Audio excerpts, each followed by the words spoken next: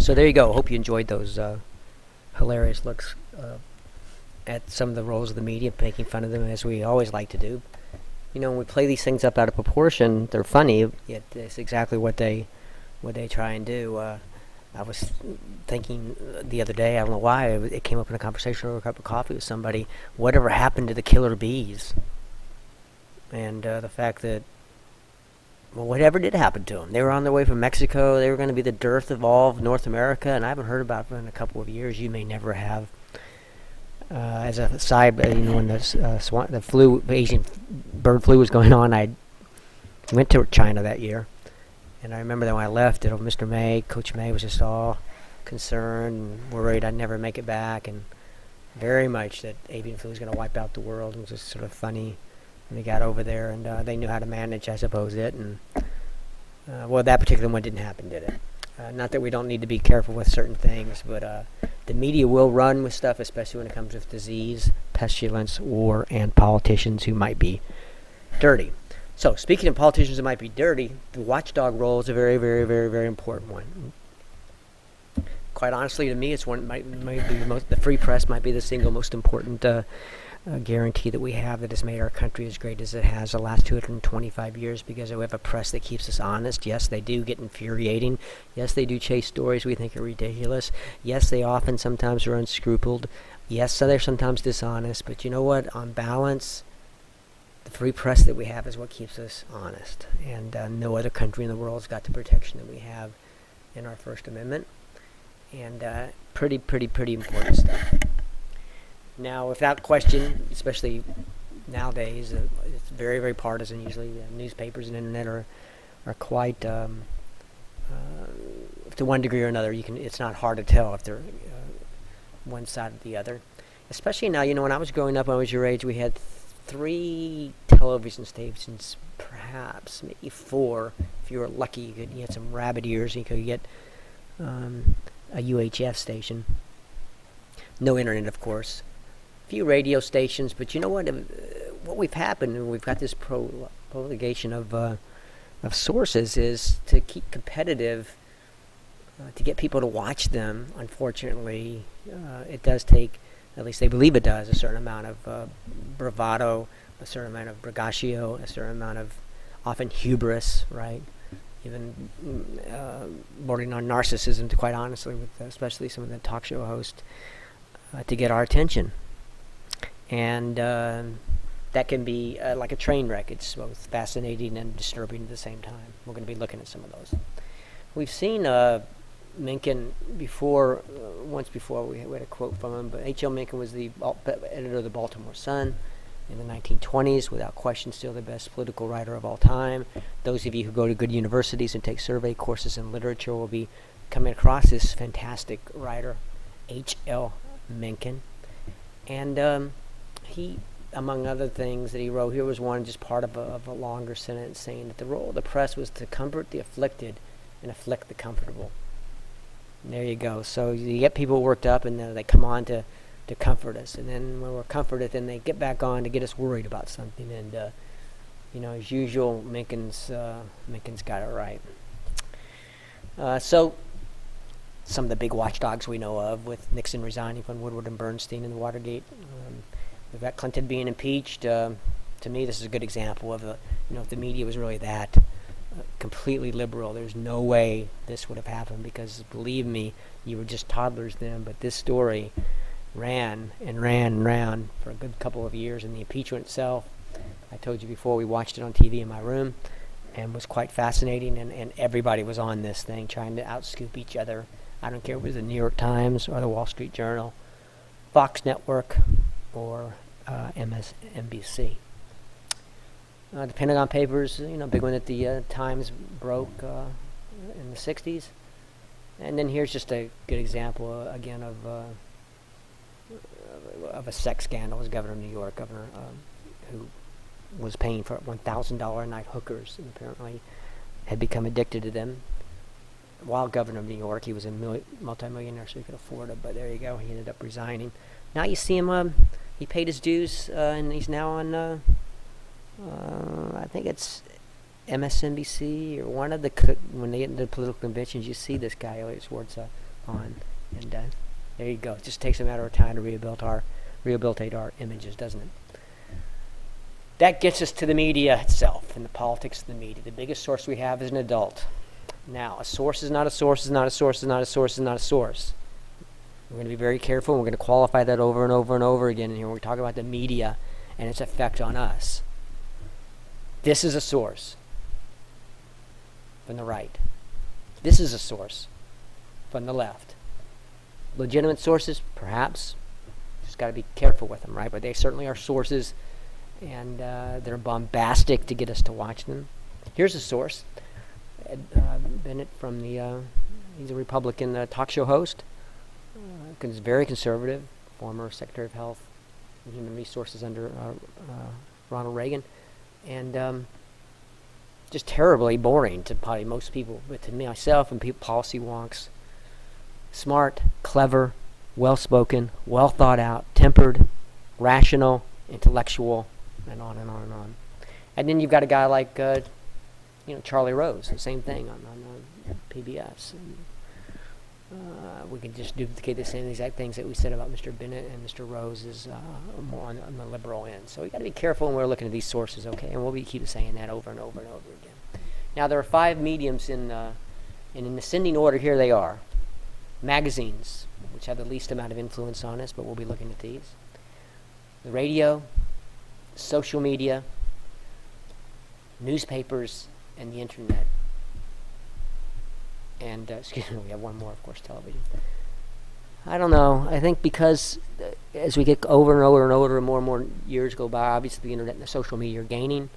I think because of the age of people in America, and especially the people that are the most engaged, television is still pretty far ahead of the rest. I'm not the biggest social media guy in the world. I tweet, and that's about it. Do some of this other stuff. So, I'm not going to be able to speak much to social media. When I get back and we're live in person, we'll talk about it more, and you guys will probably be able to help me with this part of the lecture as we talk about the role of social media. Let's start by looking at magazines, and of course with everything we're going to be looking at the specific political leanings that they have. Now I know if I was right there and if I asked if any of you got a political magazine, one of the big ones that we used to have that all families seem to get, Time, Newsweek, U.S. News Rural Report, very few of you would raise your hand, and probably none of you would raise your hand for ever reading it, which is what's happened to magazines. We've now gotten, to, of course, to where they're online, and readership online as far supersedes the ones they had hard copy. But let's look at them anyway. Time, Newsweek, U.S. News and World, those are the big boys, right? And they're mostly online. To say that they have declining readership is putting it mildly. Newsweek, as a matter of fact, had its last copy on December 31st of 2012, just a couple of months ago. A guy like me, who my family got it, and I used to get it, and for 45 years, it was a sad day, but it's still online, and when I go there. Many have resorted to shock journalism. Like we're talking, they're trying to separate themselves from the pack before I think they got what we now see, for the most part, is online is where they're going, and they've kind of reverted online more to the roots of serious journalism. But here's what the covers used to look like, the sort of stuff they used to look at, inventions, politics, the party's over, and the sort of, covers that were meant for people who knew what Newsweek and U.S. News and Time were all about. They knew that when they went to go at it, it wasn't going to be People magazine.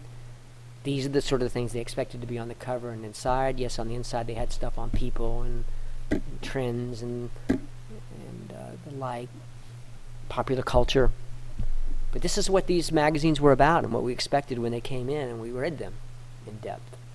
Still written really at about an 8th grade level, 7th or 8th grade level. If you pick up an old Newsweek, maybe I'll bring one into you. You'll see the very short paragraphs like a newspaper. Not a lot of big words, but still more in depth than certainly a lot of newspapers and other sources. So here's what's happened now with some of the new look. Let's check it out. These are actually ones that came in that I pulled up in the last 3 years. Yeah, we're all socialists now. Is your toaster racist? Oh, excuse me on that one. I didn't mean to do that. Yeah, there you go. Why college should take only 3 years? I bet you guys are really, really into that one, right? Why should it only take 3 years? The case for killing Granny. I mean, there you go. That's a lot different look when you're sitting in the line at the grocery store to pick up something to read and perhaps buy. The Decline and Fall of Christian America. I remember when that came out. That was a real blast. Yeah. And I got you some more here just to show you a few. And just to, Hitler, Oprah, fear, mongering, skies falling, the trouble with mergers, global warming, women revolt, rabid monkeys. Yeah, you got it. You got it.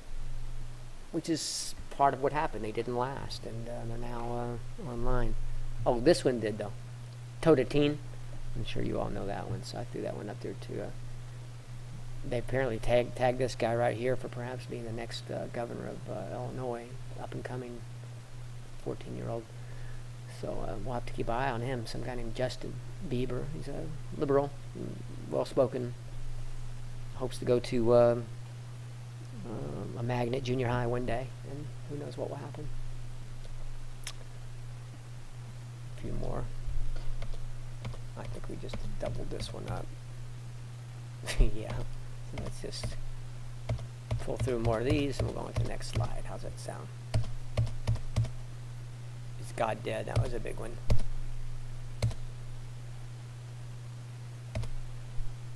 A lot of these have to do with these, like this guy here. John Edwards was a sleazebag, got caught cheating on his wife. Now, there are some highbrow, sophisticated magazines that you, I'm sure, have never gotten near. But, if you're a policy wonk like myself and you get older, you probably will go to these things. I don't buy them on hard copy. I certainly go onto them online all the time. And these are the highbrow, sophisticated ones. Much less readership, but they cost a lot online to belong to. And when they had them, there weren't a lot of advertisements, so they cost a good bit of money to simply buy. These are the sort of places that you go if you really want serious political rhetoric from either side. Long articles, long paragraphs, big words. Authors that are usually intellectuals or from that side of things who know what they're talking about. You may disagree. But this is where you go if you really, really want to be a serious policy wonk, as I call us, a policy nerd. And serious, sober, intellectual. And I will say this to you, they're not for the faint of heart. Proceed cautiously. They're only for political junkies, man. And try and read one and you're not. It might freeze you or have the same effect as the Medusa. So you got to be careful. So here we go. The New Republic is probably the stalwart of liberal rhetoric. Been around since the 20s, I believe. This is where you go if you want your salad with a leftist dressing. And fantastic magazine, even if you disagree with it.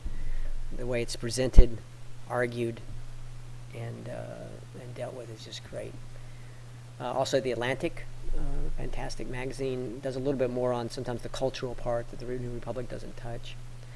Then on the other side, you have the National Review, probably the single most best example of the opposite of the New Republic for conservative thought. Very, very conservative, great authors, well argued again, and but diametrically opposite of the New Republic. It's fun to read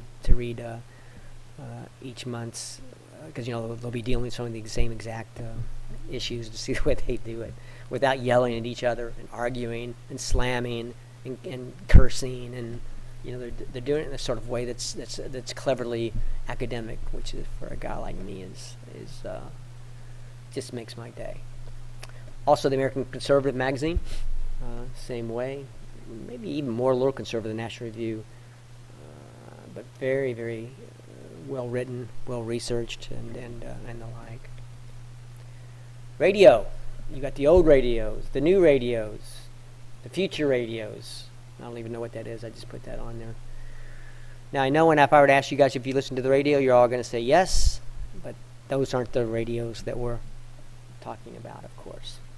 So we end this lecture now because we're almost at the 15 minute, and I'll see you guys in just a little bit.